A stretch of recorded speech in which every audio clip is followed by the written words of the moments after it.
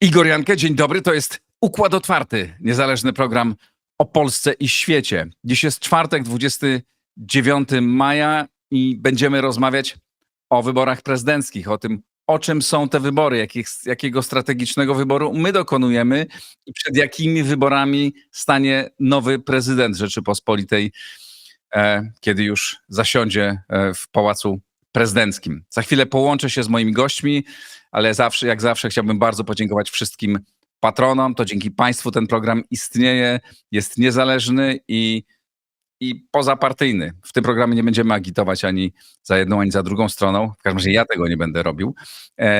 Za chwilę połączę się z moimi gośćmi. Jeszcze chciałem przypomnieć o tym, że trwa rekrutacja do Szkoły Przywództwa Instytutu Wolności do końca tego tygodnia, czyli do dnia wyborów. Możecie Państwo jeszcze się zgłaszać.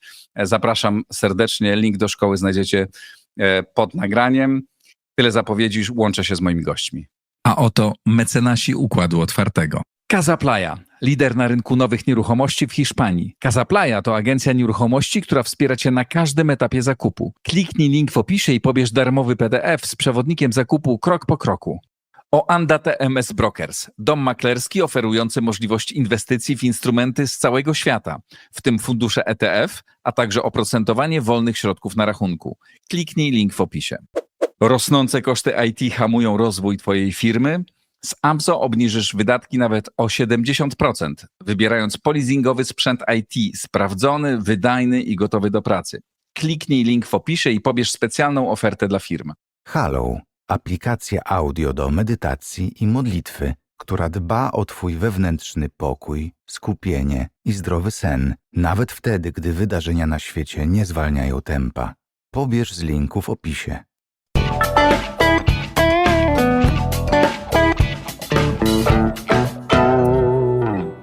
Duży skład, znakomity Wojciech Myślecki, strateg polityczny, Tomasz Wróblewski, Warsaw Enterprise Institute, Grzegorz Sroczyński, Agora i TOK FM.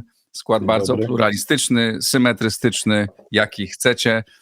Panowie, o czym są te wybory? Co jest w nich najważniejsze? Wojtku, może ciebie poproszę na początek.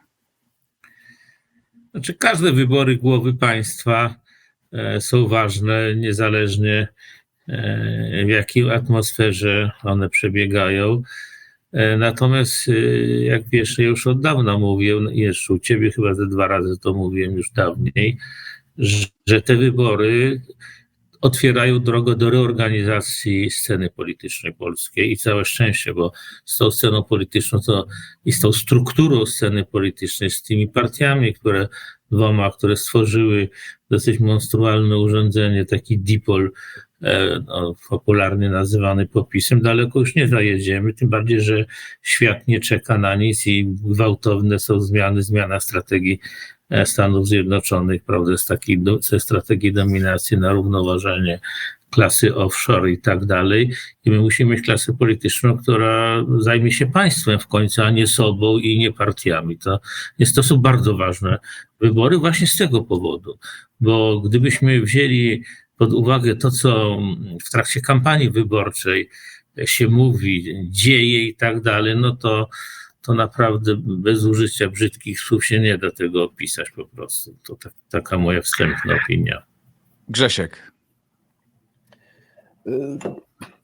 Tak, te wybory są o polaryzacji i depolaryzacji, albo może mówiąc bardziej precyzyjnie, o innej polaryzacji, ponieważ wiele znaków na niebie i ziemi, tym razem naprawdę, bo ja wiem, że niektórzy przepowiadają to, że duopol się skończy, ileż można, w kolejnych odsłonach i nigdy to się nie ziściło. Ten duopol działa i z jakiegoś powodu był funkcjonalny, pokazywał prawdziwy podział być może, no ale teraz w tych wyborach rzeczywiście widać, że to się kończy i że ta polaryzacja nowa, ona będzie równie radykalna, może nawet bardziej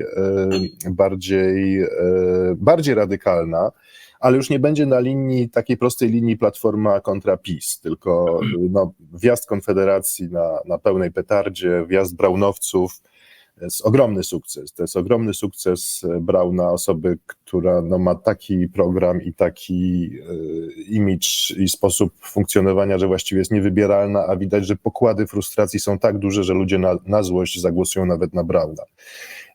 I wydaje mi się, że ta emocja antyestablishmentowa, emocja zmęczenia duopolem, przy czym obie partie są tutaj tym establishmentem, i PiS, i Platforma w tej nowej polaryzacji, że to będzie emocja rosnąca i te wybory, znaczy niezależnie kto wygra, to i tak ta zmiana nas czeka, znaczy zmiana polaryzacji i przestawienie jej na nieco inną linię.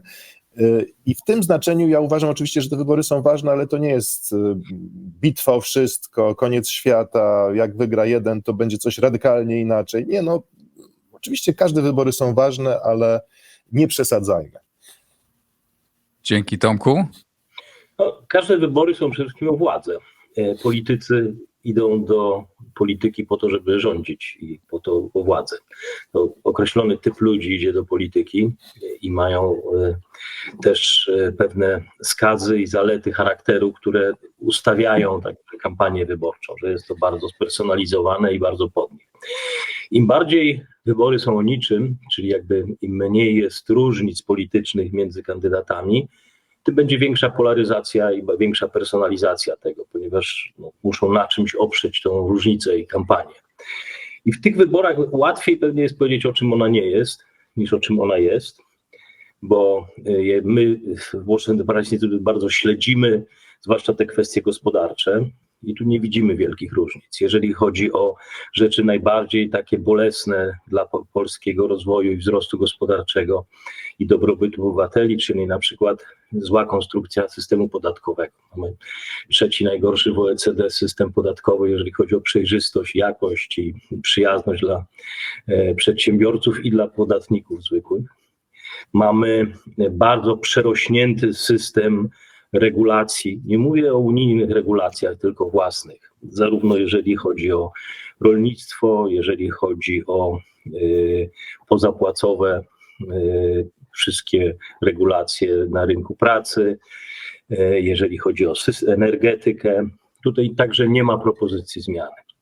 Mamy w dużej mierze dysfunkcjonalne spółki Skarbu Państwa, które toczą się siłą monopolów, ale są dużym obciążeniem dla gospodarki ze względu na niewydolność, ze względu na to, że cele, jakie sobie stawiają często te przedsiębiorstwa, są polityczne, a nie gospodarcze. I tutaj także nie ma żadnej propozycji rozwiązania tego. W związku z tym pojawia się dużo takich bardzo personalnych, osobistych podjazdów i konfliktów. Natomiast na naszej wielkiej, szerokiej scenie politycznej jest oczywiście siła polityczna, której o coś chodzi. To jest Komisja Europejska, Unia Europejska, która ma bardzo jasną i precyzyjną wizję rozwoju i przyszłości Europy. I w zasadzie według mnie to, co różni tych kandydatów i co powinno różnić, to jest stosunek do tego wielkiego projektu Komisji Europejskiej. Mówimy, jest tam wiele, mogę wymienić 6 takich projektów Unii, które będą determinowały przyszłość Europy, ale na pewno to jest zmiana traktatów założycielskich, czyli przebudowanie relacji wewnątrz Unii Europejskiej, no, trochę ze względu na Ukrainę, trochę ze względu na pomysł poszerzenia, trochę ze względu na taką dryfowanie decyzyjne Unii Europejskiej. Niemniej one to są zmiany radykalne i ustrojowe. I tu widzę tę różnicę. Co mnie w tej kampanii najbardziej zaskakuje, to że w zasadzie żaden z kandydatów, czy to Trzaskowski, który jest bardzo silnie związany i networkowo, że tak powiem, i z Komisją Europejską, i z tym środowiskiem, czy Nawrocki, który deklaruje swój większy opór względem Komisji Europejskiej, nie wygrali tej różnicy. Nie potrafili jasno powiedzieć tej alternatywy. Ona jest, bo to jest duża zmiana ustrojowa dla Polski, to jest duża zmiana dla przedsiębiorstw, dla rolnictwa, dla dobrobytu Polaków i to przeszło zupełnie bokiem. To jest dla mnie zaskoczenie, bo jedna i druga strona znalazłaby argumenty, żeby to wygrywać. To się pojawiało, jakiej chcemy niezależnej Polski, czy chcemy w Rosji, czy na Zachodzie, ale to były znowu takie bardzo ogólnikowe hasła. Także jeszcze raz, chodzi o władzę dla dwóch ludzi, którzy i ich środowisk, którzy chcą po prostu rządzić, i to jest naturalne. I naturalna jest taka daleko idąca polaryzacja, która wynika z braku odpowiednich różnic w strategii politycznej. Natomiast moim zdaniem chodzi o, stawka jest zupełnie gdzie indziej. Właśnie to jeszcze was dopytam, bo częściowo, przynajmniej Grzesiek i Tomek na to częściowo odpowiedzieli, ale myślę, że możecie też szerzej powiedzieć. Czy po pierwsze, czy w ogóle te wybory są ważne? Poza tym, że są ważne dla działaczy obu głównych partii, prawda, i dla tych kandydatów z powodów oczywistych, ale czy one z punktu widzenia rozwoju Polski, kierunku, w którym Polska pójdzie, ma znaczenie to, czy wygra Karol Nawrocki czy Rafał Trzaskowski, no bo dzisiaj oni zostali. I czy w tych wyborach zderzyły się dwie wizje Polski? Czy macie takie poczucie, że idziemy albo wybierając Nawrockiego idziemy w tym kierunku, a wybierając Trzaskowskiego w zupełnie innym kierunku? Wojtku. Ja może jeszcze uzupełnię to, co Tomek powiedział, że z problemów, które prezydent teoretycznie, jeżeli byłby poważnym prezydentem, musiałby podjąć kwestię uporządkowania systemu wymiaru sprawiedliwości, a to są już problemy konstytucyjne. Więc gdyby to był niezależny i polityk większej klasy, to niezależnie w której partii by był, to by musiał tę kwestię podnieść i wykorzystać jednak pewne prerogatywy prezydenckie do wymuszania na tym, nazwijmy to, duopolu, no bo on jest w tej chwili w parlamencie dominujący, jednak pewne korekty konstytucyjne w kierunku uporządkowania podstawowych struktur państwa, dlatego że mamy straszny bałagan w tej chwili i w systemie prawnym, ale też system podatkowy rzeczywiście, choćby sam sprawa podatku VAT w ogóle jest nieakceptowalna. I to, czego nie podniesiono w tej kampanii, to nie podniesiono w stosunku obydwu kandydatów do procesu zmiany strategii Stanów Zjednoczonych, którą to ona się w ogóle też nie wiem dlaczego nie przebija w debacie publicznej. To jest bardzo poważna sprawa, ona jest dosyć dobrze znana, jest dosyć bogata literatura.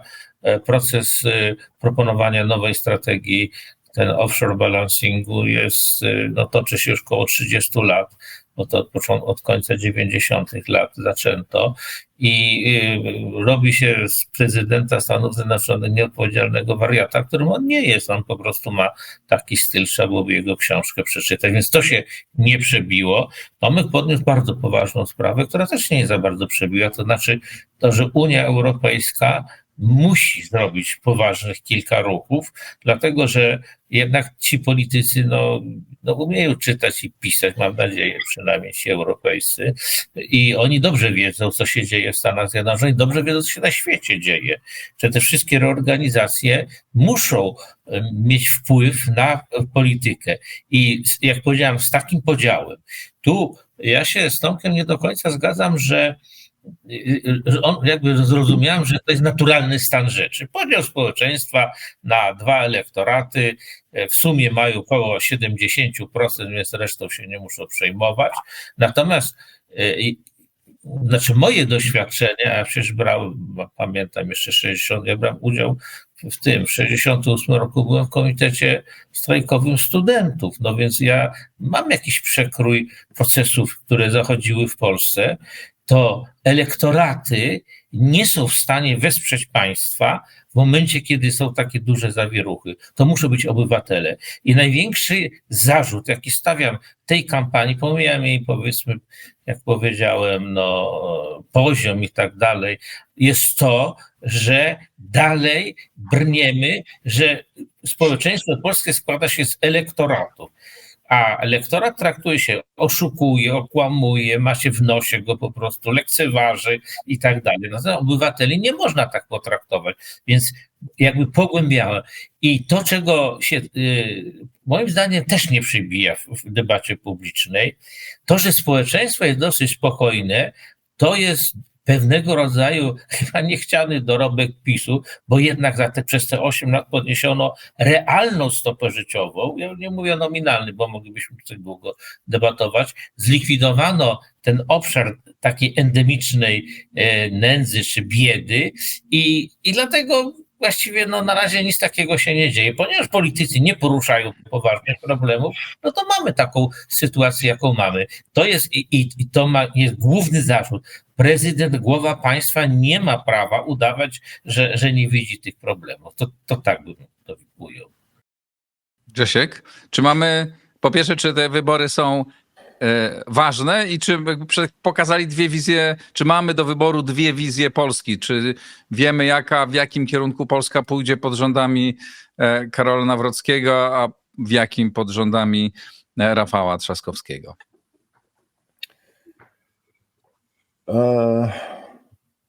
Ja się zgadzam z propagandą Trzaskowskiego w pewnym sensie. Znaczy ona oczywiście jest pokrętna, ale mówi prawdę. To, co pokazała na swojej stronie Gazeta Wyborcza pierwszej, prawda? I to jest dokładny przekaz sztabu Trzaskowskiego, to znaczy ta okładka, ta jedynka pokazuje, że jest zdjęcie Ale powiedz, Trzaskowskiego. która, bo przecież nie ma... No ta sprzed chyba z ostatniej niedzieli, sobotnio-niedzielna, to znaczy jest jedynka, jest twarz, zdjęcie Trzaskowskiego, jest napisane przyszłość i zdjęcie Nawrockiego przeszłość i jest plusik, kratka zaznaczona przy Trzaskowskim oczywiście.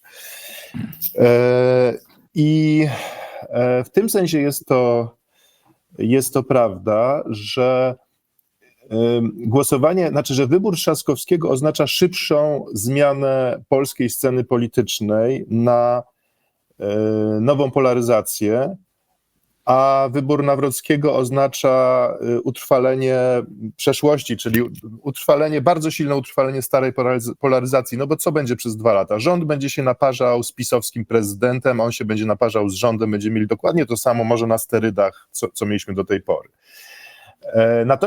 Natomiast Trzaskowski oznacza, że rząd przestaje mieć wymówkę, rządzi beznadziejnie, bo jest beznadziejny po prostu. Znaczy, to nie jest problem Dudy, tylko po prostu oni nie mają pomysłu żadnego i też jest kilka usprawiedliwień. Ja mógłbym wytłumaczyć, dlaczego w obecnym zmieniającym się świecie, gdzie jest tyle niewiadomych, żaden rząd średniego państwa tak naprawdę nie będzie miał prawdopodobnie jasnego pomysłu, bo wystarczy, że coś strzeli na Tajwanie i wszystkie plany, wszystkie strategie biorą w łeb, coś strzeli gdzie indziej, też strategia biorą w łeb. W tym sensie ja uważam, że Tusk, który jest leniwy i nie ma pomysłu, ta intuicja w tak zmiennej rzeczywistości może się sprawdzać. Lepiej zamiast się szamotać i mieć codziennie genialny plan albo nawet jakąś wielką strategię, to może lepiej nic nie robić, się przyglądać, co się dzieje, bo taka jest strategia tego rządu i być może ona nie może być inna. Trochę teraz przesadzam, bo ja też absolutnie przyjmuję, co wy mówicie i wielokrotnie krytykowałem obóz liberalny za brak pomysłu tego centrum decyzyjnego, tej myślówy takiej państwowej, a jest taka dojutrkowość i obsługiwanie emocji. Natomiast jednocześnie trzeba uwzględniać to, w jakim ruchach tektonicznych jest obecnie świat. Natomiast wracając do tej zmiany, wybór Trzaskowskiego oznacza prawdopodobnie szybką dekompozycję polaryzacji w kierunku rosnącej konfederacji i jasnego nowego podziału po 2027 roku. No bo jeżeli rząd będzie ze swoim prezydentem równie nieogarnięty i nieudolny, a na to się zanosi, no to oczywiście beneficjentem tego będzie Konfederacja. I w tym sensie jakby to przekształcenie, unowocześnienie, to się może nie podobać, bo ja się boję Konfederacji, różnych pomysłów, które tam buzują. Natomiast wiem, że patrząc na kraje europejskie, patrząc na Amerykę, no to jest bardziej nowoczesne, ta polaryzacja, w której Konfederacja jest jednym z biegunów, niż to, co mamy teraz, czyli Nawrocki naparzający się z rządem o ustawki, o kiboli, o to, kto jest antysemitą i tak dalej, i tak dalej. Bo nie odpowiedziałeś na moje pytanie, ale podejrzewam, że nie odpowiedziałeś nie dlatego, że go nie zrozumiałeś albo nie jesteś, znaczy być może prawdopodobnie nie jesteś w stanie, bo pytanie brzmi, czy zobaczyłeś dwie wizje Polski? Nie mówię o tym, co się stanie politycznie, tak? No bo tu wiadomo, że oczywiście tu ta dynamika będzie zupełnie inna w jednym i w drugim wypadku jednego i drugiego zwycięstwa, ale czy my teraz sobie siedzimy, prawda, i jeśli jeszcze są takie osoby, które się zastanawiają, chociaż pewnie większość już zdecydowała, może się zastanawiają, czy iść, czy nie iść, ale czy mamy, no dobra, czy bardziej uważam, że tak Tomek zasugerował, tak, że Polska powinna iść w kierunku, no nie wiem, bliskiej kooperacji ze Stanami, albo w każdym razie oporu wobec pomysłu Komisji Europejskiej, prawda, albo idziemy w kierunku tym, o którym mówi się w Brukseli i chcemy być tego częścią, chcemy przyspieszyć ten proces. Czy ty w ogóle wyczułeś takie, albo że no nie wiem, że te Polski będą inne, znaczy one są inne w wizjach, w oczach, w programach tych obu kandydatów? No to ja krótko odpowiem. Po pierwsze, mam wrażenie, że Karol Nawrocki nie ma żadnej wizji Polski, ponieważ jest kandydatem, który został stworzony przez sztab. Jest kandydatem, który uważa to, co sztab uważa, że należy mówić. Ja z nim zrobiłem wywiad, w którym on praktycznie, a Robert Mazurek jeszcze wcześniej to pokazał, w którym on praktycznie nie odpowiedział na żadne pytanie. I znaczy odpowiada na pytania, zastanawiając się, jak to będzie odebrane przez publiczność. I oczywiście to jest przypadłość wszystkich polityków, bo Trzaskowski też jest ecie-pecie, nie wiadomo co, ale jednak trochę mniej. Więcej o nim wiemy, to znaczy wiemy, że właśnie proeuropejski, że raczej będą robić to, co pani matka, czyli Komisja Europejska i tak dalej, chociaż tutaj też są korekty. No zwróćcie uwagę, Tusk wychodzi i mówi, że on się nie będzie słuchał Komisji Europejskiej. I to nie jest tylko pod publiczkę, to też rzeczywiście to czasami tak wygląda, nie tylko w Polsce. Więc w tym sensie ja nie wiem, jaką wizję ma Karol Nawrocki, poza takimi prawackimi, wybaczcie, jeśli kogoś urażę, kocopałami, że tam, prawda, będziemy tu z Niemcami i tego twardo się stawiać. No to nic nie znaczy, no bo właśnie nie wiadomo, co to znaczy. Natomiast o Trzaskowskim wiem mniej więcej, jaką ma wizję, ale w jakimś sensie te wizje nie są możliwe, ponieważ no, czy iść z Ameryką, ale z jaką Ameryką, jaka ona będzie, właściwie jak daleko Trump chce się oddzielić od Europy, nie wiemy tego.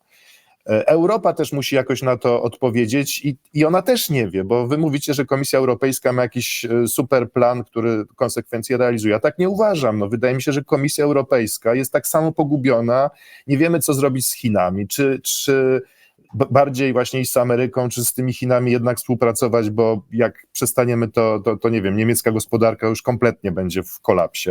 No, jest ileś niewiadomych, które powodują, że ani ten Trzaskowski biedny, ani tym bardziej Nawrocki, który jest sformatowany przez sztab, oni nie wiedzą, jak na te wszystkie ważne pytania odpowiedzieć, a co więcej, gdyby wiedzieli i mieli jakąś taką super pewność, to byłoby to podejrzane, bo no jak można na te pytania odpowiedzieć, jeśli jest tyle niewiadomych?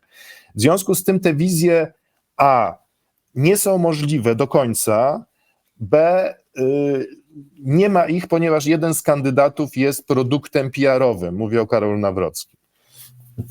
Tomek, czy ty jak zamkniesz oczy i myślisz sobie, dobra, wygra Rafał Trzaskowski, to on będzie realizował politykę taką, tak pomijając kwestie polityczne, że będzie miał swój rząd, a tamten nie będzie miał swojego, będzie w opozycji do rządu, tak, ale że jego wizja to jest taka, a tutaj wizja jest taka, tu są wyraźne różnice, albo nie ma tych różnic, ale jednak gdzieś je dostrzegasz.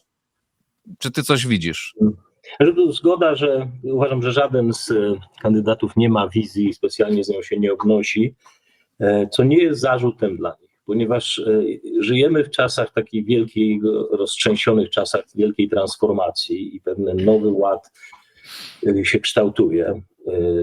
Zarówno taki model liberalizmu ekonomicznego, jak i społecznego gdzieś w ostatnich 10-15 latach zbankrutował i szukamy nowego pomysłu. I jakieś dwie nowe propozycje tutaj z perspektywy Polski są, tylko że one są wysoko ponad naszymi głowami. Jedna to jest taka autokracji biurokratycznej, którą proponuje Komisja Europejska, czyli jakby urzędnicy merytoryczni, dobrze wykształceni, dobrze usadowieni środowiskowo, zarządzają demokratycznymi państwami narodowymi i demokratycznie wybranymi kandydatami. To jest jakby jeden ustrój, o którym mogę więcej powiedzieć. Gdzieś chciałaby komisja ukształtować, się powoli kształtuje. I drugi, który jest proponowany przez Donalda Trumpa, czyli odejście od tego postliberalnego modelu w kierunku powrotu do bardziej relacji między jednostkami, indywiduami, kontraktów społecznych niż kontraktu państwa z prawem, z naturą. I teraz także te wizje gdzieś są, one się kształtują, niezależnie od tego, jak każdy z kandydatów będzie się do tego ustawia. Dlatego tak istotne jest chyba w tej kampanii, jeżeli już mamy w tym drobnym druku czytać, to, że po jedna strona opowiada się bliżej Stanów Zjednoczonych, a druga Trzaskowski względem Unii Europejskiej, Komisji Europejskiej. Mówię Komisji Europejskiej, bo ona jakby definiuje dokładnie. Nie bardzo wiadomo, co to jest Unia Europejska. Dzisiaj wiadomo bardzo dokładnie, co to jest Komisja Europejska i jakie ma propozycje. Przyszłość, tutaj Grzegorz mówił o tej przyszłość i przeszłość, no przyszłość zawsze będzie, bo czas mija i zawsze będziemy w przyszłości i nawet jeżeli coś, co proponuje czy to Konfederacja, czy proponuje Donald Trump, jest naszym przeznaczeniem, czy będzie, no to też będzie przyszłość, tak? To też będzie ta nowoczesność, niezależnie od tego, w jakim kierunku pójdziemy. Także to są te wybory, które przed nami stają.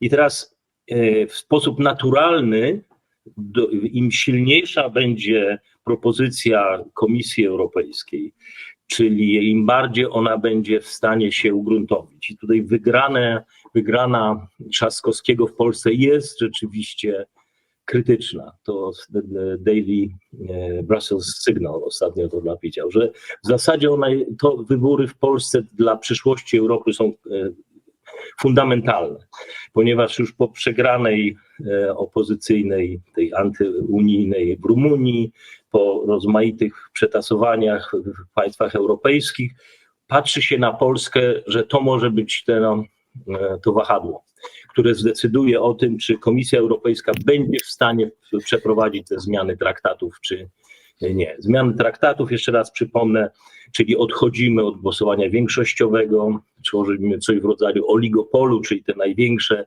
państwa europejskie będą podejmowały decyzje w imieniu wszystkich i w zasadzie większość przestrzeni naszego życia znajdzie się pod decyzyjnością Komisji Europejskiej i urzędników. One już i tak są, bo za sprawą rozmaitych regulacji i dyrektyw i tak Komisja Europejska, monitorując te regulacje, tak naprawdę kieruje rządami narodowymi, ale to by było już jakby usankcjonowane, taka pełna legitymizacja. Także z tego punktu widzenia te wybory są niezwykle ważne nie tylko dla Polski, ale dla całej Europy, bo tutaj ewentualny jest możliwy jakiś opór.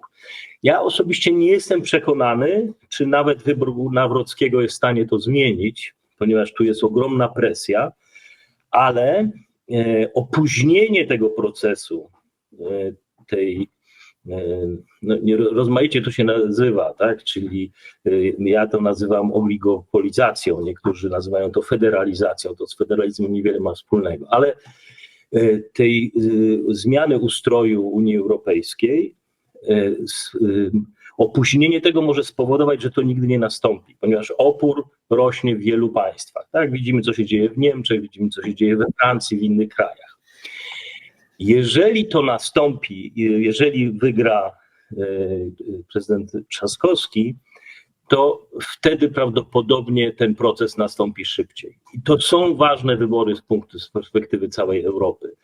Jeżeli to nastąpi szybciej, to się zgadzam z Grzegorzem tutaj, że bardzo szybko wzmocnią się te radykalne ruchy polityczne, te bardziej na prawo, jak Konfederacja czy Brown, bo będą jeszcze bardziej czuli się odrzuceni, jeszcze większa grupa społeczeństwa będzie się radykalizowała i może rzeczywiście dojść do takich bardzo ostrych podziałów społecznych. Dalej nie odważę się wyjść dalej z prognozowaniem, co się stanie, natomiast tak, może wtedy nastąpić bardzo silna polaryzacja społeczna, nie tylko w Polsce, w całej Europie.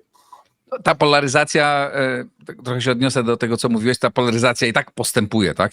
Poza Polską, w Tak, różnych państwach coraz głębiej. Pamiętajmy, że jeszcze jest ileś procesów, które i też uwydatniły się w czasie tej kampanii wyborczej. To były bardzo ciekawe ze względu na media. Tak? Czyli po raz pierwszy mamy do czynienia z przesunięciem się ośrodka opiniotwórczego z tradycyjnych mediów do mediów społecznościowych. Tak? Czyli taka daleko idąca demokratyzacja komunikacji, wyrabiania sobie opinii, czyli wszyscy wpływamy na wszystkich. I to jest dramatyczna zmiana, jeżeli chodzi o taką rewolucję komunikacyjną, zmiany komunikacyjne, bo to oznacza, że dzisiaj w jakiś sposób, nie chcę powiedzieć zmarginalizowana, bo to też do końca tak nie jest, ale osłabiona została rola tradycyjnych dziennikarzy, redakcji, tak jak żeśmy je znali. Natomiast w kolejnych wyborach, w następnym etapie będzie dotyczyła polityki, ponieważ dzisiaj nie bardzo już będzie za chwilę wiadomo, czym są partie polityczne, bo partie polityczne będą tym podziałem na X-ie czy na Facebooku. Tam się będą tworzyły partie polityczne.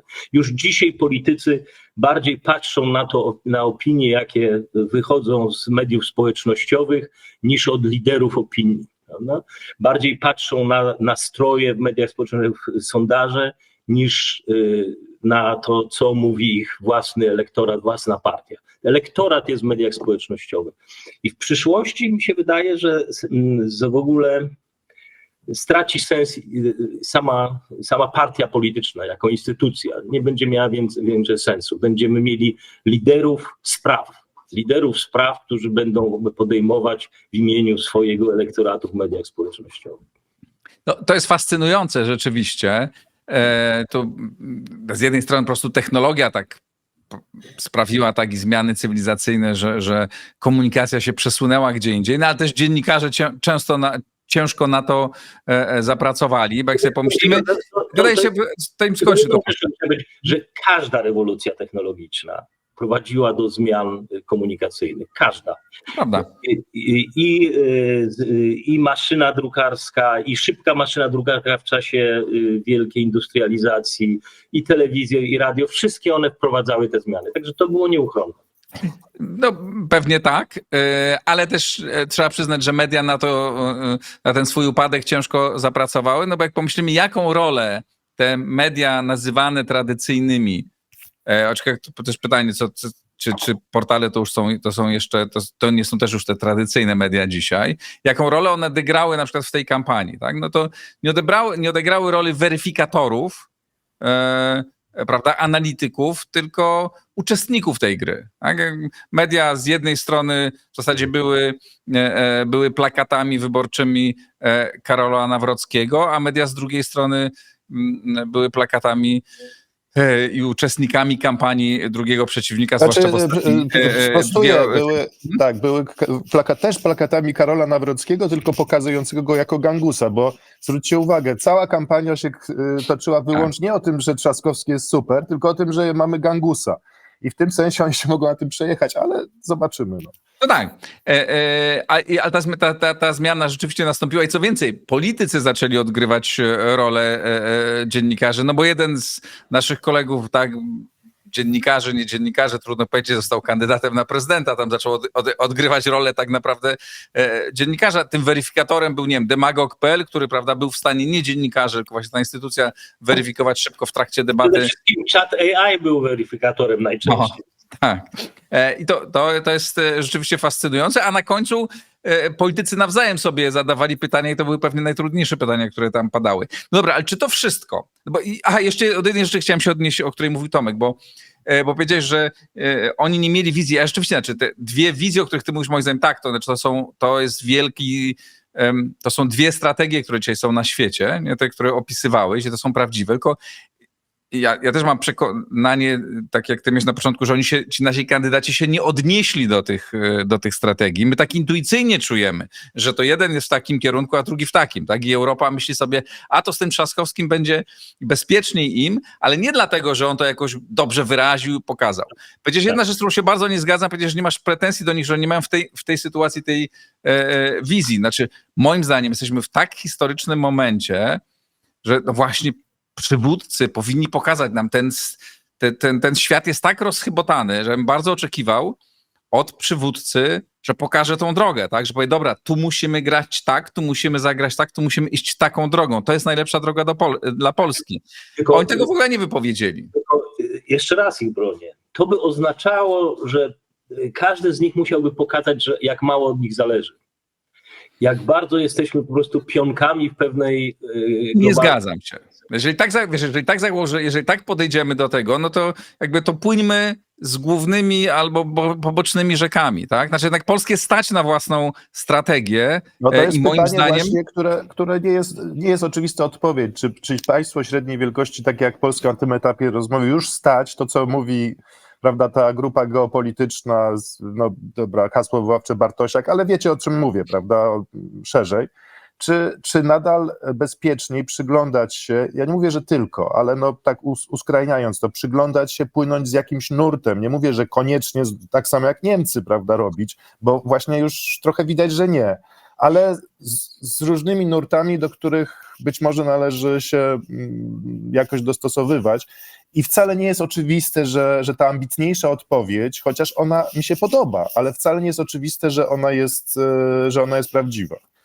To myślę, że to jest fantastyczne, bardzo ważne pytanie i tu Wojtek jest idealną osobą, żeby ją o to zapytać. Wojtku, czy średniej wielkości państwo, całkiem nieźle rozwinięte, jakim jest Polska, stać dzisiaj na własną strategię? Chciałem jeszcze jednak nawiązać do tej debaty, którą Tomek rozpoczął, a właściwie ona zaczęła się od zmian technologicznych, a przeszliśmy do sposobu komunikowania się i w jakimś sensie deprecjonowania się zawodu dziennikarskiego. Otóż ta sprawa jest głębsza, dlatego że my jesteśmy już w dosyć zaawansowanej formie rewolucji cyfrowej. Ja sądzę, że to gdybyśmy posługiwali się tymi oznacznikami, to byłoby 4,5. Dlaczego? Bo sztuczna inteligencja, która nie jest żadną inteligencją, natomiast jest nieprawdopodobnie skutecznym autoregulacyjnym automatem, dopiero teraz pokaże swoje możliwości, dlatego że gospodarka cyfrowa to de facto jest coś takiego gigantycznego, wielowarstwowego internetu w sferze produkcyjnej, internetu w sferze finansowej, internetu w sferze komunikacyjnej i procesy, które zachodzą w tej gospodarce, są dosyć mocno zdeterminowane technologią, ale technologią taką, powiedzmy, wielowymiarową. Jest dobra książka Kevina Kelly'ego, który napisał, że te 12 wielkich procesów charakterystycznych dla wielkich systemów cyfrowych, one są mało podatne zarówno na politykę społeczną, jak i na politykę regulacyjną i że one zachodzą. I dlatego troszeczkę widzimy bezradność klasycznej polityki, tej wielkiej, w stosunku do tego. No raport, wracając do Unii Europejskiej, raport Draghiego jest powiedzmy najświeższym takim w miarę dojrzałym dokumentem, z którego przebija niezła analiza to, co jest, natomiast kompletnie nie ma żadnych, powiedziałbym, wielkiej wizji przyszłości Unii Europejskiej. No i jeszcze przy okazji wyszło, że mają gdzieś po prostu wszystkie kraje, były demoludy i tak dalej, bo tam ani jednego poważnego faceta nie było od nas, znaczy żadnych z tych krajów nowej Europy i tak dalej. Druga rzecz, ja tuż przed nim się włączyłem do was, to chyba na Onet tam otworzyłem stronę i przeczytałem zdanie Sawickiego, które było że nie głosujcie na kandydata, który notorycznie kłamie. I nie wiedziałem, o którym on mówi, musiałem tam tego. Czyli ja nie wiedziałem, o kim on mówi. I druga jeszcze jakiś tytuł, że o wyniku wyborów przesądzą symetryści, ponieważ mnie diabli biorą, jak już parę osób, których szanuję nawet, mnie nazywał symetrystą. Ja nie jestem żadnym symetrystą, tylko ja analizuję, jestem państwowcem.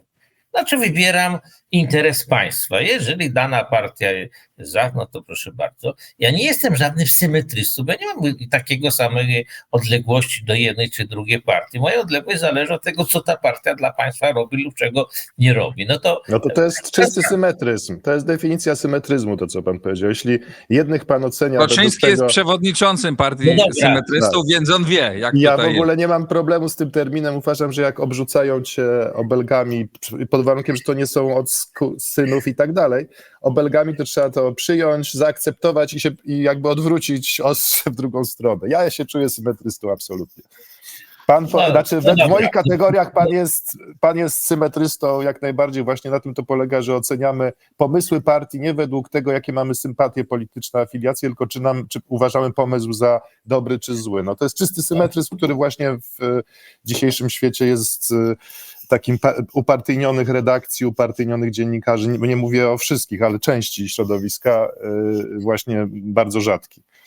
No dobra, mogę być symetrystą, już nie ciągnijmy sprawy, kim ja tam jestem. Natomiast zadanie wykonał, odhacza następny członek ugrupowania. Tak, a propos polityków, to ciekawo, miałem historię w latach 90. Zostałem szefem takiej francuskiej szkoły zarządzania, zafundowanej przez rząd francuski, czy tam jakąś fundację francuską. No i pojechałem tam do Francji, troszeczkę znam język francuski, siedziałem sam w kawiarni, wziąłem tam francuską gazetę i zaskoczyło mnie, że na pierwszej stronie jest artykuł, gdzie jest słowo pitin. No, nie chcę, jest to pani pracująca ciężko własnym przemysłem, bo tak bym to po Dostojewskim określił. No i zacząłem wczytywać się. Okazało się, że to była ogromna polemika dotycząca rankingu szacunku dla zawodów. No to tam jakieś 20 zawodów było. Na początku oczywiście byli lekarze, profesorowie i tego.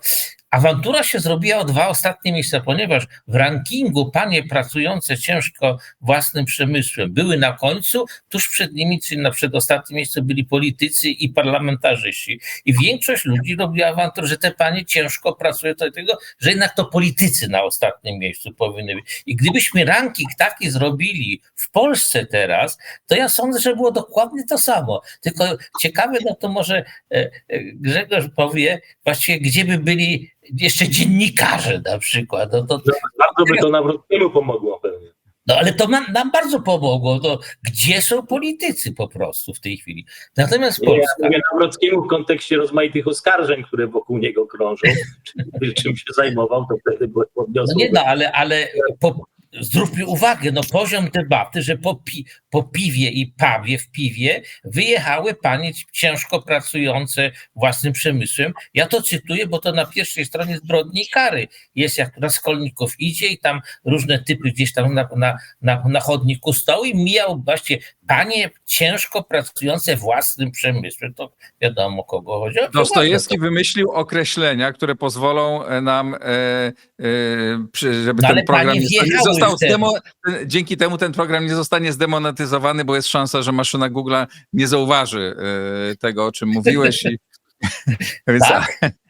No nie wiem, no wydaje mi się, że zbrodnia przygotowywali gdzieś nawet maszyny chyba tam gdzieś mają zarejestrować. Wracając do sprawy Polski, to nie jest tak, że my nie mamy wpływu na to, co się dzieje i że my jesteśmy państwem, które nie gra w tym wszystkim. My nie jesteśmy częścią wielkich elit Zachodu.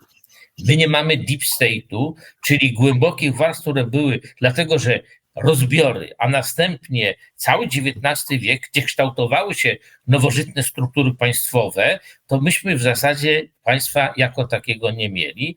I później jeszcze II wojna i okres PRL-u spowodował całkowite wyeliminowanie warstw, które miały kapitał, miały majątki, miały pochodzenie arystokratyczne. Tego deep state'u nie mamy.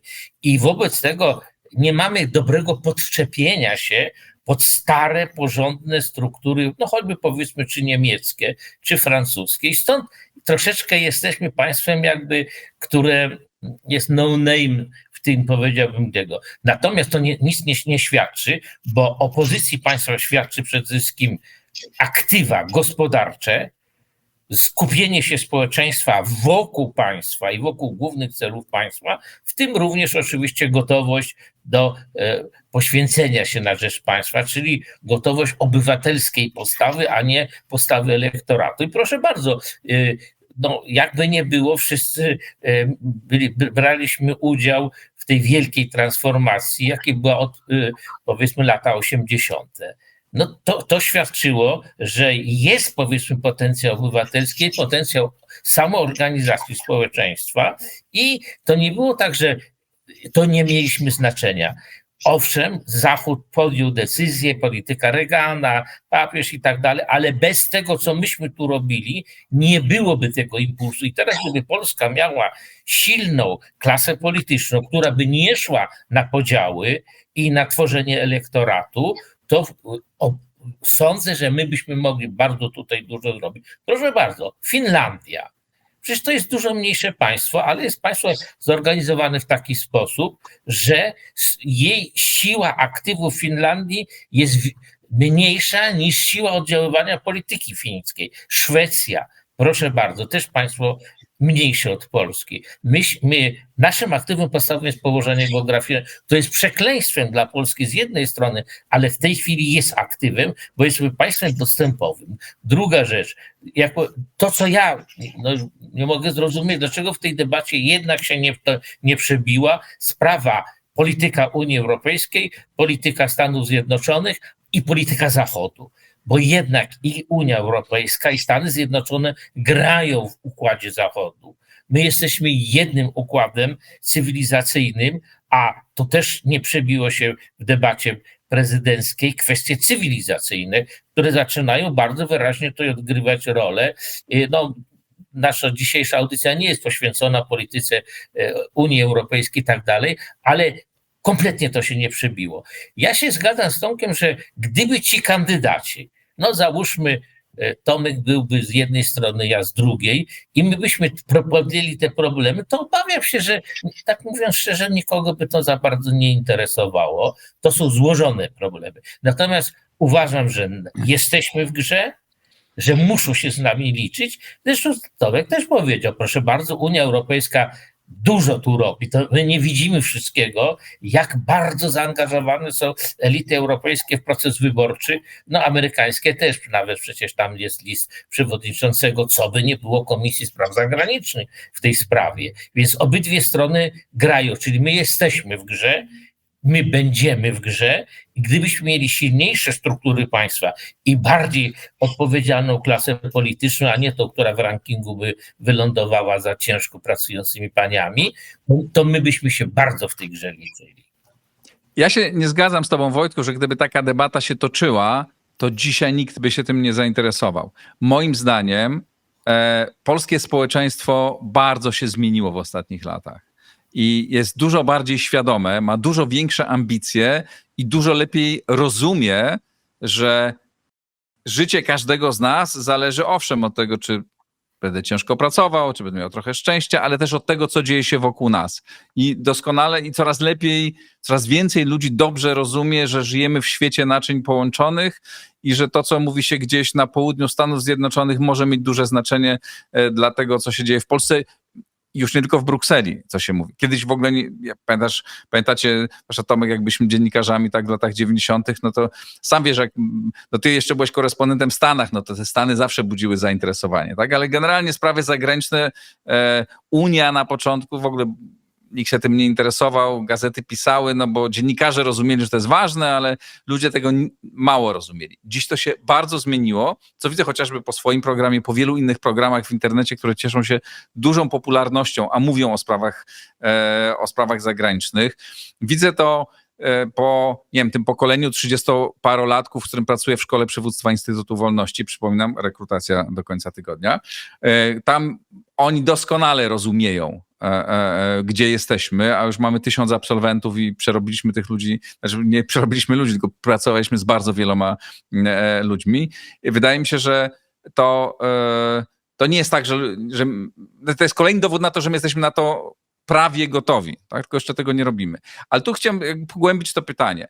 czy to jest tak, jak mówił Tom, znaczy, bo są te dwa nurty, o których Tomek mówił, tak? Ale czy to jest tak, że my musimy się zapisać koniecznie do jednego albo do drugiego, tak? Że musimy popłynąć tutaj albo tam? Czy my, no właśnie nie jest tak, że my musimy wypracować, my musimy, tak to Marek Budzisz mówi, tak? Opracować naszą strategię w samotności. Znaczy my musimy myśleć naszym interesem i wykorzystywać rozmaite narzędzia i organizacje, sojusze, których jesteśmy członkiem, do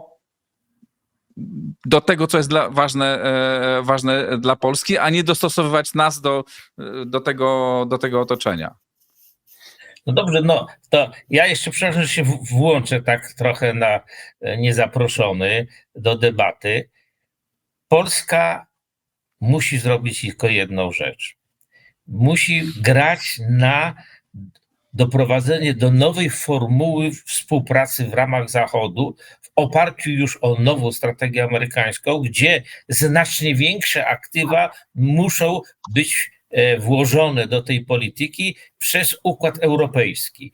I teraz to my jesteśmy państwem, które niestety nie jest w twardym rdzeniu obrony podstawowych interesów Stanów Zjednoczonych, bo ta strefa się gdzieś mniej więcej na linii Łaby, bo to jest linia dostępowa do Atlantyku i Amerykanie będą to bronić ze względów nawet na tą swoją strategię, że się nie bronią na swoich plażach, tylko na plażach po drugiej stronie. To od Rzymu przejęli, później od Brytyjczyków, tak? Natomiast my jesteśmy i taka granica w Rzymie obrony to był limes, tak? To była granica, która była broniona, obstawiona legionami, fortyfikacjami i tak dalej. Natomiast jeszcze były Fines, to były granice administracyjne Rzymu i my jesteśmy między limes a Fines. Natomiast to, co się tutaj będzie działo, to będzie w bardzo dużym stopniu od nas zależy. I my jesteśmy jednym z silniejszych państw tutaj w tej strefie między limes a Fines i tu się rozegra. My powinniśmy zaproponować taką formułę uczestnictwa w tym wielkim sporze, które w tej chwili jest między Unią Europejską, czy elitami Unii Europejskiej, a elitami amerykańskimi skupionymi wokół prezydenta Trumpa, żeby pokazać, jak to rozwiążemy. Trump oczekuje większego wkładu, większego zaangażowania i większych interesów dla siebie i dla swojego państwa tutaj, no to wyjdźmy naprzeciw.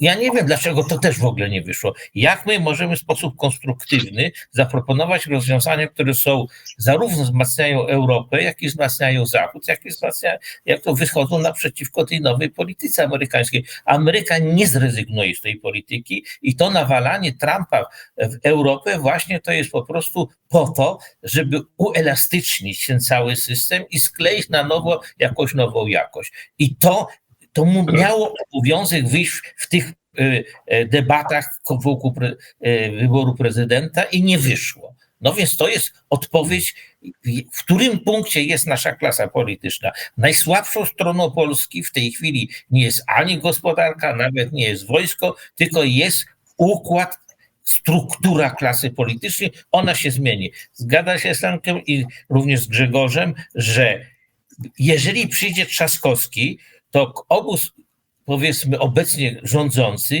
będzie ostro zaatakuje PiS i właściwie PiS już nie przetrwa tego i bardzo dobrze, bo rozwalenie któregokolwiek z tych partii to jest dla Polski naprawdę byłoby wielkie osiągnięcie, nieważne które. Któreś musi zostać rozwalona, albo PiS, albo Platforma i wtedy ten cały popis pęka. Jeszcze jedna rzecz. W 2023 roku pokolenia cyfrowe, czyli Y i Z, to są już w pełni cyfrowe pokolenia, przekroczyły 50% w przedziale wiekowym pracującym, czyli to jest od 18 do 60-65. I te pokolenia, one na razie jakby są wielkim nieobecnym, czy wielką niemową, one już w tej chwili zaczynały przemawiać i będą przemawiać i to nie jest pokolenie, które będą tworzyć takie monolityczne partie starego leninowskiego typu, jak my mamy te obydwie, Platforma i te. No to tyle. Przepraszam, że się włączyłem. Ja tylko się wtrącę, bo muszę się z wami pożegnać i opuścić tę ciekawą dyskusję z racji posiadania w domu 3-tygodniowego człowieka. Gratulacje. Gratulujemy. Ale nie Dziękuję tylko bardzo. trzytygodniowego, bo nie wiem, czy zauważyłeś, w pewnym momencie w tym programie wziął udział nieco starszy człowiek Tak, mieszkający koło ciebie, pojawił się za twoimi plecami i przyglądał nam się. A ile Miał starszy ma? refleksyjny wyraz twarzy, myślał sobie, co się dzieje w tej Polsce. No tak, tak. No ja mu bardzo zazdroszczę, że nie musi głosować, ale w zasadzie wszyscy nie musimy głosować. To obozy nas próbują przekonać, że to jest koniec świata, jak wygra jedna lub druga strona, więc koniecznie trzeba iść, a to tak nie jest. Ale mówisz, że my jesteśmy, przynajmniej ja jestem symetrystą i właśnie symetryści mają podobno przeważyć, kto tam zwycięży. To ja powiem.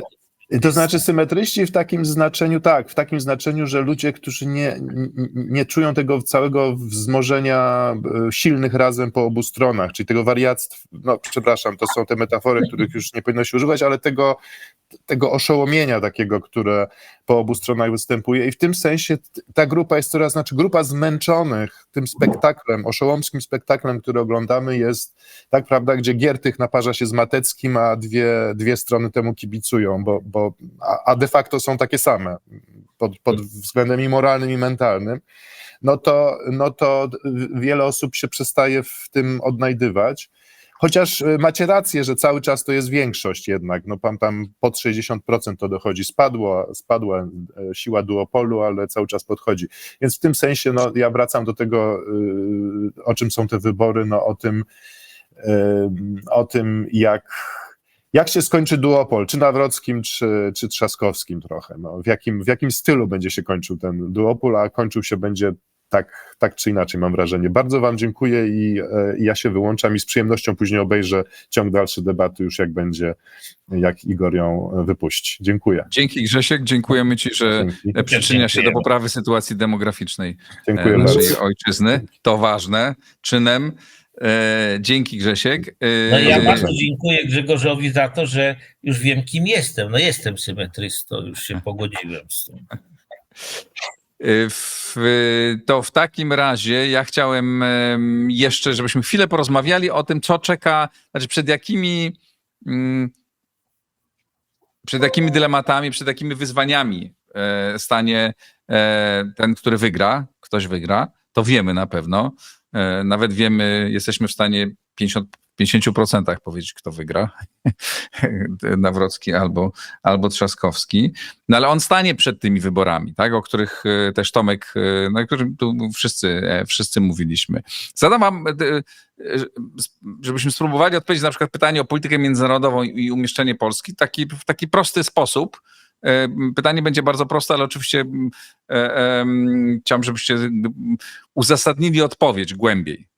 Pierwsze jest coś takiego rytualnego w polityce, jak pierwsze wizyty prezydenta. Jaka powinna być trasa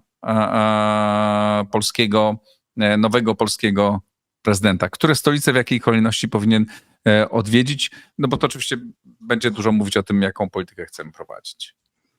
Ale zależy, kto będzie prezydentem. Dlatego że ona będzie, tak jak ja uważam, będzie bardzo mocno zdefiniowana. Pytanie nie brzmi, co oni wybiorą, tylko co wy uważacie. Tak, waszym zdaniem. Gdybyś został prezydentem, to co byś zrobił dzisiaj? No właśnie, Tomek. Znaczy ja, gdybym był Trzaskowskim... Nie.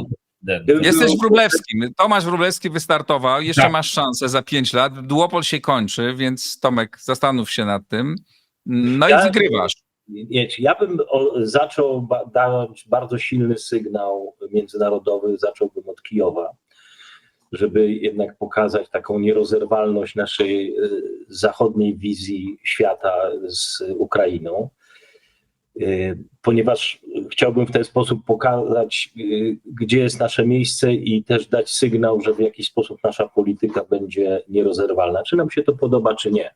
Czy Ukraina zostanie pozostawiona sobie i skazana na jakąś taką wewnętrzną zapaść, bo nie sądzę, że zostanie podbita, ale zapaść czy nie, to będzie emanowało także i na nas. Nasza przyszłość będzie w dużej mierze od tego zależna. Jeżeli tam będą jakieś dzikie pola i kompletnie nieustabilizowana sytuacja w takim najgorszym wariancie, to nas dotknie. Jeżeli uda się zbudować państwo demokratyczne, zbudowane na twardych fundamentach kapitalizmu, to nas niewątpliwie wzmocni historycznie, jak mało rzeczy w przeszłości. Także ona jest zdeterminowana. Drugie miejsce, tak naprawdę to powinny być pewnie Waszyngton, bo to by było tak, że gdybym ja miał decydować, na jaki ustrój, jaką formułę chciałbym, żeby w jakim kierunku Polska szła. Tak? Czyli nie postliberalne rządy merytokracji urzędniczej, tylko przede wszystkim powrót do państwa w pełni demokratycznego, budowanego na indywidualnych kontraktach i społeczeństwie obywatelskim przede wszystkim. A później to pewnie dobrze by było zrobić turę po wszystkich stolicach i krajach, z którymi nie tyle od których bardzo zależymy, ale z którymi powinniśmy się w jakiś sposób identyfikować. Madryt, podobna sytuacja, jeżeli chodzi o stosunki międzynarodowe na przykład.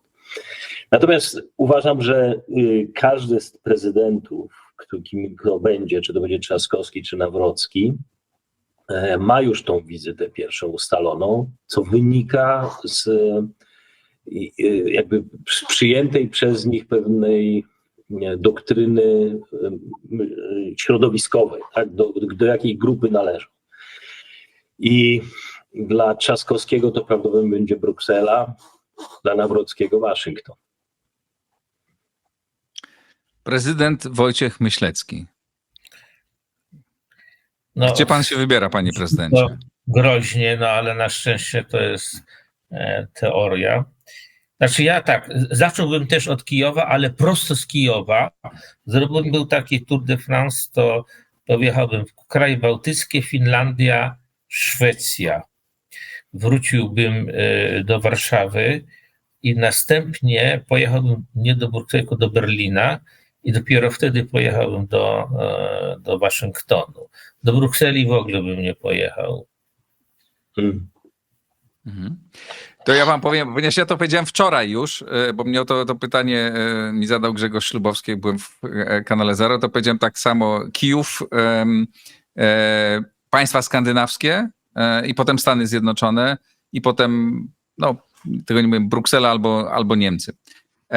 Ale zgadzamy się bardzo, że ten Kijów jest niezwykle ważny. Czy bym chętnie zaczął dyskusję o relacjach polsko-ukraińskich, ale to chyba już dzisiaj za mało czasu, ale... Musimy kończyć, bo tak musisz przyciąć chyba tą audycję. Nie. Mamy bardzo ciekawa dyskusja. To jeszcze jedno pytanie wam chciałem na koniec zadać.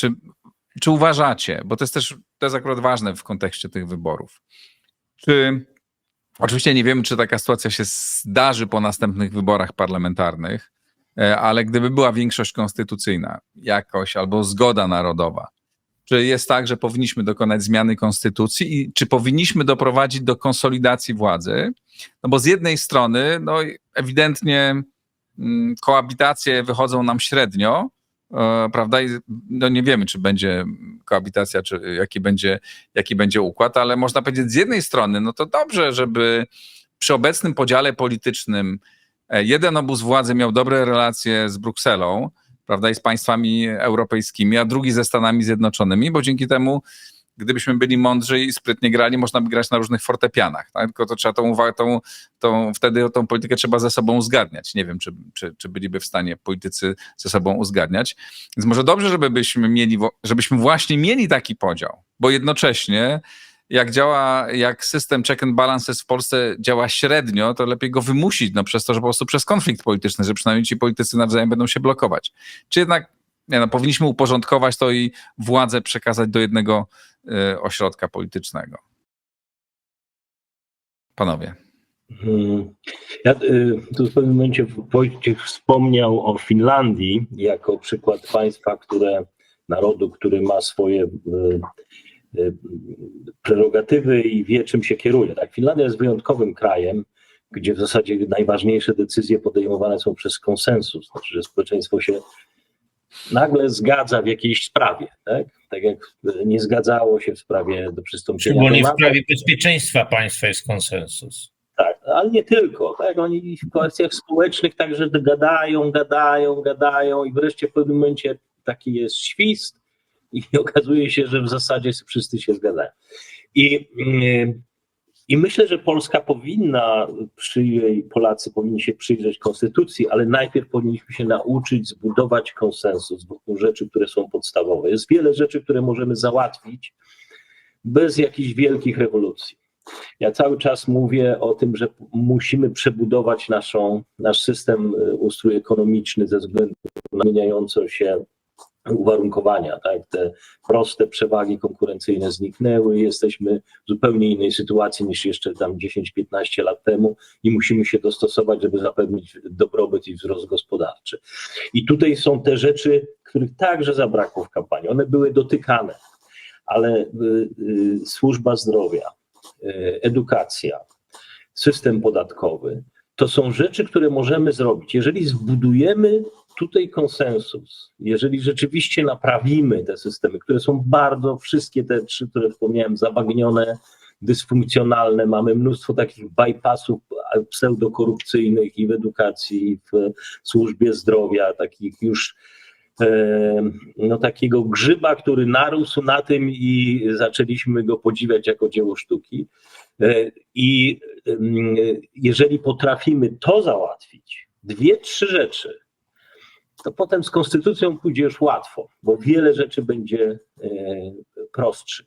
My mamy bardzo poważny opór. Ja zawsze to powtarzam. Największym problemem w Polsce nie jest polaryzacja lewo-prawo. Ona się pojawia przed wyborami. Największym problemem w Polsce jest największa partia polityczna, jaka jest, czyli ludzi pobierających zasiłki społeczne.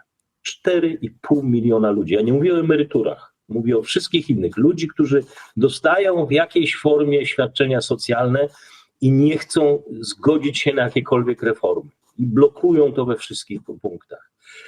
Musimy znaleźć język, dotrzeć do tych ludzi i przebudować. Przy bardzo niskiej aktywności zawodowej w Polsce. Ja nie mówię w Warszawie, w Wrocławiu, w dużych miastach, ona jest wysoka na poziomie europejskim, ale ogólnokrajowo jest bardzo niska aktywacja zawodowa.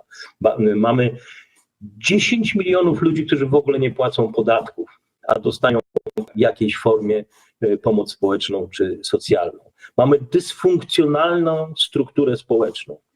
To jest nasz największy problem i konflikt między tymi biorącymi a tymi pracującymi uważam za najpoważniejszy. I wszystkie inne konflikty, które mamy ich sporo, także politycznych, są pochodną tego. Czy chcemy państwa, które będzie cały czas doiło tych pracujących i firmy na rzecz tamtych i które będzie cały czas się zapadało, z czasem zapadało w sobie? To się zgadzam, że na razie na dziś mamy dobrą sytuację geopolityczną i ekonomiczną, ale to się kończy. Czy zrobimy jakiś taki przewrót właśnie w formie Finlandii? Na coś się zgodzimy i pójdziemy w innym kierunku. Tak jak swego czasu zrobiła Irlandia, Nowa Zelandia, wiele państw. Wiele tych problemów, które nazywamy politycznymi, znikną. Okaże się, że jesteśmy znacznie bardziej zgodni w kwestiach. Uważam, że to, że różnice między dzisiaj Trzaskowskim i Nawrockim w dużej mierze są wokół tych podziałów. Czy chcemy państwa szybko rozwijającego się, który stawia na tych, którzy chcą iść do przodu, rozwijać się, bogacić się, czy tych, którzy chcą czerpać z zysku innych. I to są podziały. Wojtku, pytanie, przypomnę, było o tym, czy powinniśmy uporządkować konstytucję i skonsolidować władzę w jednym obozie władzy. Więc tak, prezydent, niezależnie kto nim będzie, ma jeden obowiązek w tej chwili absolutny: zrobić korektę konstytucyjną celem uporządkowania fundamentów prawnych funkcjonowania systemu wymiaru sprawiedliwości. I to wymusić wręcz przy tym obecnym Sejmie, żeby uporządkować wymiar sprawiedliwości. Natomiast to, co powiedział Tomek, to jeszcze ja bym tutaj dodał transformacja systemu energetycznego, ponieważ ta cyfrowo-energetyczna transformacja jest absolutnie, kładzie się poważnym cieniem również na sprawy statusu politycznego Polski. To nie chcę tu już wprowadzać nowych tematów, akurat na tym się znam i tkwię. Notabene w tej chwili właśnie jestem w hotelu, w którym odbywają się obrady konferencji Stowarzyszenia Elektryków Polskich, gdzie z ogromną troską i bardzo profesjonalny sposób mówi się, o bardzo trudnej sytuacji w polskim systemie elektroenergetycznym i właściwie bezradności i poprzedniego rządu, ale tego w sposób szczególny w zakresie kontynuacji czy tej transformacji. To jest bardzo poważny problem i w tym właśnie wychodzi, że władza polityczna i rząd w Polsce nie adresuje problemów, które są niewygodne. Jak się zajmuje problemami trzeciorzędnymi. Reorganizacja, o której Tomek mówił, układu społecznego, to jest taki trochę, można powiedzieć, taki liberalny czy miękki thatcheryzm, bo pani Thatcher uważała, że największą szkody czy krzywdę można zrobić człowiekowi, dając mu pieniądze, których on nie zarobił. Znaczy, to coś takiego w tym stylu, tak? Zresztą to w angielskiej klasie politycznej to wielu polityków tak uważało, że to jest demoralizujące właśnie. I to jest pochodne traktowanie społeczeństwa jako elektorat, przekupywanie i tak dalej. Natomiast żaden z polityków ostatnio, ani żaden z tych kandydatów nie powiedział to, co powiedział Kennedy. Nie pytaj, co Stany Zjednoczone zrobią dla ciebie, zapytaj się, co ty zrobisz dla Stanów Zjednoczonych. I to jeden i drugi kandydat, albo przynajmniej ten, kto zostanie prezydentem, powinien od tego zacząć. Staję przed wami, przed Sejmem, przed Senatem, przed klasą polityczną, ale też przed obywatelami i pytam, nie pytajcie mnie, co ja wam dam jako prezydent Polski. Zapytajcie się siebie, co wy razem ze mną zrobicie dla Polski i w tej sprawie. I sądzę, że właśnie to pokolenie YZ, które się komunikuje, ono, jak powiedziałem, traktowane jest jako wielki nieobecny na scenie politycznej, co jest nieprawdą. To tam rzeczywiście, wiesz o tym, przecież ja tam miałem wykład u ciebie na tej szkole, prawda, przywódców, to są elita elit jest. I to są ludzie, którzy naprawdę, i takich ludzi jest dużo więcej przecież. Ja przecież byłem nauczycielem akademickim wiele lat i wykładałem i prowadziłem zajęcia, więc ja wiem, jaki potencjał my mamy w tego, tylko on się nie przejawia. I to partie polityczne, te partie, ani jedna, ani druga, to nie jest partia, która pasuje do państwa demokratycznego. Dlaczego? Bo tam nie ma wewnętrznej debaty. Tam nie ma takich rozmów, jak my we trójkę tu siedzimy, jeszcze był przedtem Grzegorz we czwórkę i poruszamy poważne problemy, Stany Zjednoczone, Unia Europejska, relacje między nimi, nasza pozycja w Zachodzie, jakie aktywa, jakie słabości, struktura społeczna, co by należało zrobić, to się nie przebija, tam się nie dyskutuje tych spraw. To jest największe. Dlatego ja jestem takim zaciekłym przeciwnikiem obecnej struktury organizacji politycznych, naczelnych organizacji politycznych, czyli partii. I czyli jako prezydent ma obowiązek zapytać się przez Sejmu tego Zgromadzenia Narodowego, przed którym stanie, co wy zrobicie dla Polski. Ja będę w tym pomagał. A nie ja wam dam. Adwokat do tych partii politycznych, tu się w pełni zgadzam. Mamy chory system partyjny. Mamy państwowe partie polityczne, bo finansowane są z budżetu, a jednocześnie upartyjnione instytucje państwa. To jest zamknięty układ wzajemnych budowania relacji, gdzie państwo coraz rzadziej potrzebuje obywatela. Ja byłem ostatnio na konferencji, gdzie była samorządowa i chodziło o rzecz zupełnie, wydawało mi się, błahą, dotyczącą tej nowej regulacji unijnej o odpadach, zarządzania odpadami, butelkami, plastikiem, szkłem. Tym zakrętką taką, która nie odpada? Zakrętka już jest w tym, tak. Ale i w pewnym momencie jakaś bardzo istotna osoba, która od strony samorządu przyglądała się tej ustawie, mówi, ale w ogóle co to jest? Mówi, że tu przedsiębiorcy przychodzą i domagają się jakiegoś wpływu i kontroli nad tym, jak funkcjonuje ten system. Oni chcą nas kontrolować, ona mówi. Ja mówię, no dobrze, ale oni was finansują. Jak to nas finansują? My dostajemy z budżetu. Ja mówię, przedsiębiorcy płacą podatek, mają płacić dodatkowy podatek za odpady i chcą widzieć, że pieniądze są dobrze wydawane. To jakaś aberracja. Co to w ogóle za pomysł, żeby obywatele mogli coś żądać? I Skandal. to wynika właśnie z tego, że mamy upartyjnione państwo i upaństwowione partie polityczne. I to jest dobra puenta. Miejmy nadzieję, że to się będzie zmieniać. Wojtek powiedział, który był w naszej szkole, że tam jest elita elit. Zgadzam się, jeśli państwo chcecie dołączyć do tej elity elit, stać się jej częścią, a mam nadzieję w przyszłości wpływać na to, żeby nie było tak, jak mówimy, że polskie życie publiczne inaczej wyglądało. Jeśli chcecie dołączyć do ludzi, którzy zarządzają i będą zarządzać polskimi przedsiębiorstwami, którzy tworzą polskie firmy, ale też pracują w administracji, zapraszam do Szkoły Przywództwa, po to, żeby też następny kandydat w następnych wyborach był, żebyśmy mieli znacznie lepszy wybór. Tymczasem w niedzielę każdy z nas pójdzie i zagłosuje tak, jak uważa. Jeden apel mój na koniec jeszcze, nie wiem, czy się ze mną zgadzacie, niezależnie od tego, kto wygra. To też głosuje. Tak, oczywiście.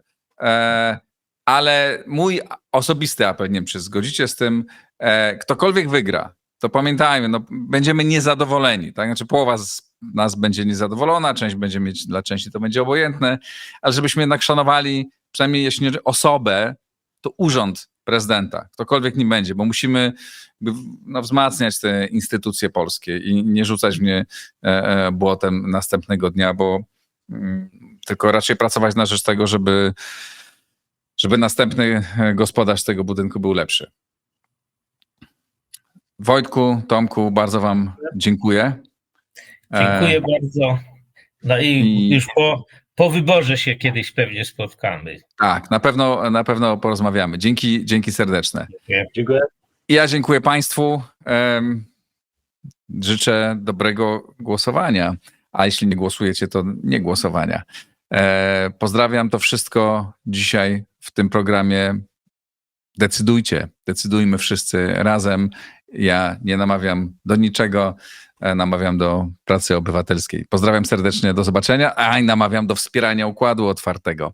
Proszę państwa, i do subskrybowania. Kliknijcie w guzik subskrybuj, wtedy będziecie otrzymywać wszystkie informacje o moich audycjach i moich filmach. Pozdrawiam, do zobaczenia.